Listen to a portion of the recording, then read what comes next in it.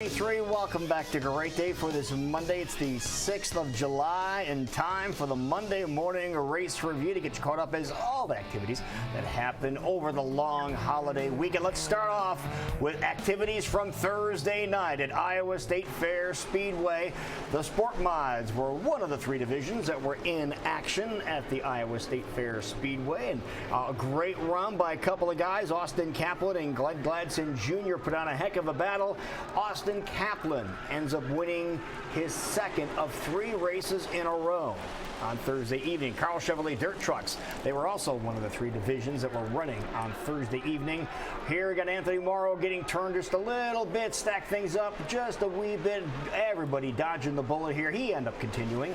Pat Fagan driving the 23 in the race on Thursday evening. But there was the man of the evening, Matt Morrow, win number 5 in the Karl Chevrolet Dirt Trucks.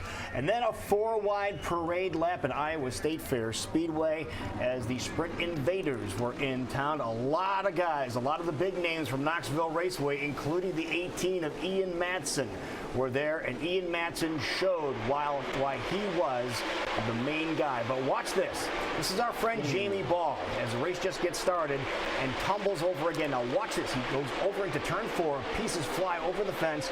We also have a video from inside of Jamie's car. This is from the cockpit cam from Jamie Ball. He was uninjured. He just got shook up a little bit from what he understood, what he said, but just absolutely destroyed the vehicle going into there. Here's some of the damage that was done. He has a Randy LaJoie seat, which thankfully helped him not get injured. And there's his dog checking things out just to make sure things were cool. But Ian Madsen just dominated and took home the checkered flag on Thursday evening. Here's your Sport Mod results. Gladson just doing incredible this year. Austin Kaplan taking home the victory in the Sport Mod division. As we mentioned, Matt Morrow, victory number 5 in the Karl Chevrolet Dirt Truck, so good runs out of him once again. Ian Madsen, John Nagan, and Dakota Hendrickson, 1, 2, 3. In the Sprint Invader Series, which ran on Thursday evening. Marshalltown Speedway, they went off and ran on Friday as they normally do. Everything well and good. Josh May, congratulations to him. Mod Light victory for him. Fairgrounds ran Sans the Trucks on Friday as well. There are your winners from the Iowa State Fair Speedway on Friday, their normal night that they do run. You see Diesel and Harley there. That's Austin Kaplan's, his dogs, just right by the trophy number 3 they get to bring home. So that was kind of cool seeing that there. Also Boone Speedway on Saturday evening. This is the 4th of July. There are your winners from the Boone Speedway on the 4th of July. Also on the 4th of July, they ran the Xfinity Series race at Daytona, and it was a bunch of crashes. Ryan Reed and our friend Brendan Gaughan, they get together. They stack things up just a little bit, but they had to stop the race to just clear things off. Red flag situation. But watch this. Brian Scott leading, a couple laps to go, tries to block, doesn't quite work out. Elliott Sadler gets stuffed in the wall. He was going for the lead. He and Elliott Sadler were the cars to beat. Here it is again. There's Brian Scott going over to block, just waited just a fraction of a second too long and stuffed Elliott Sadler in the backstretch wall going about 185 miles an hour. Now, Sadler was able to continue, believe it or not. When the race resumed, his green-white checker, Austin Dillon ended up taking home the checkered flag, and Elliott Sadler, after getting stuffed in the wall, ended up finishing second. So good job out of him, and that's Austin Dillon's, that's his traditional slide. His slide, and he made sure he didn't slide on the paint. He did that the first time he tried that and ended up becoming a lawn dart, is what he said. His face went right into the grass. So there are your results from the Xfinity Series race on Saturday. Also want to remind you that coming up on July 31st and August 1st, you can see those same Xfinity guys at the Iowa Speedway. So look forward to that. Now, Knoxville Raceway, they ran on Saturday evening as well. Dual features for the 360s. We'll take a look at the first one here. John Egan and Ian Madsen, they go at it, but John Egan able to hold off Madsen as he takes home the victory. Great job. He'll do his little dance here. Of course. Well done, John. And then in the 410s, look who's leading here. That's Austin McCarl. He takes the lead right off the bat, but Dad is in hot pursuit. Danny Lasowski is in hot pursuit.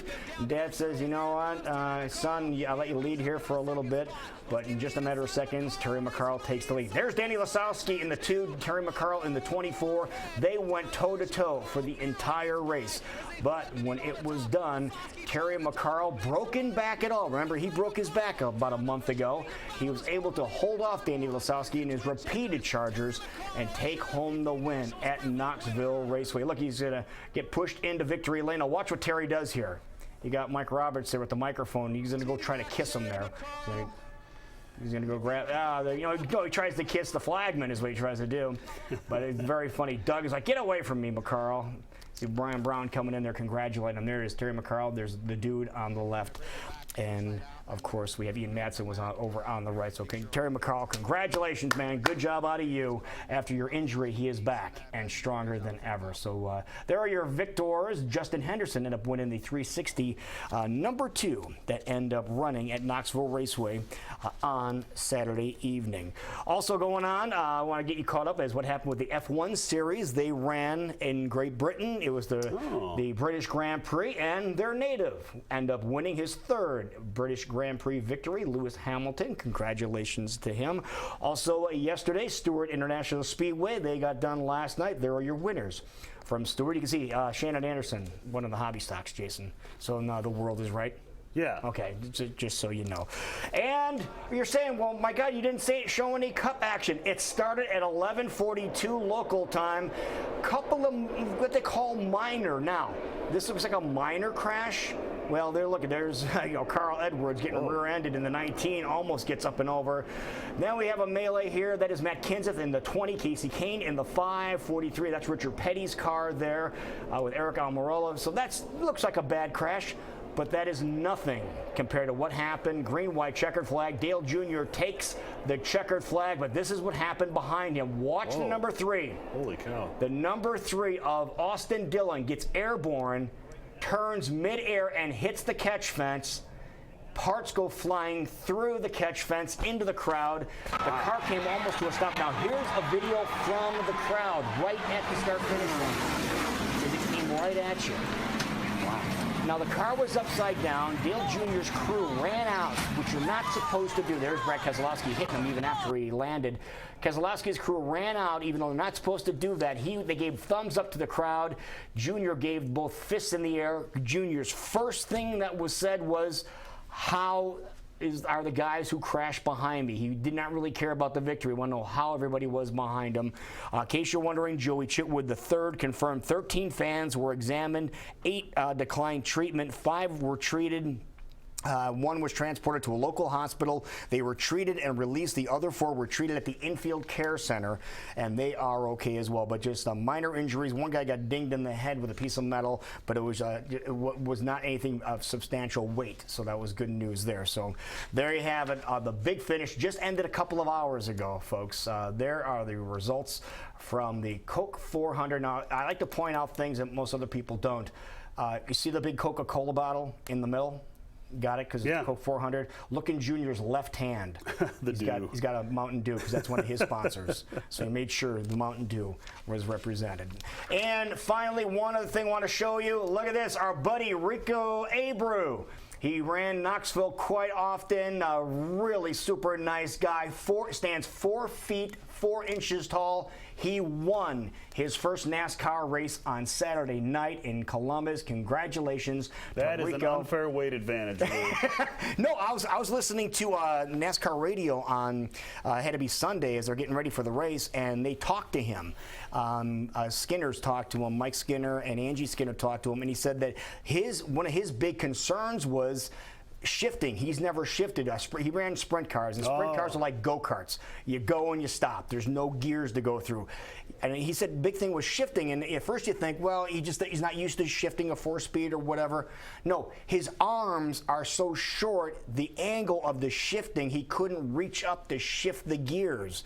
The transmission is actually angled so he can reach it and shift because of his shorter arms. because he's a dwarf, and that's what his status is. Sure. But congratulations to him. They knew it was going to happen sooner than later. Great job out of Rico. Next time we see him at Knoxville, he comes back to Knoxville. Next time he's back in Knoxville, we'll visit with him. Speaking of Knoxville, and hopefully we can say congratulations to you. We have tickets. We have a family 4-pack to this Saturday's event at Knoxville Raceway. If you want a chance to win, just simply go to our Great Day Facebook page.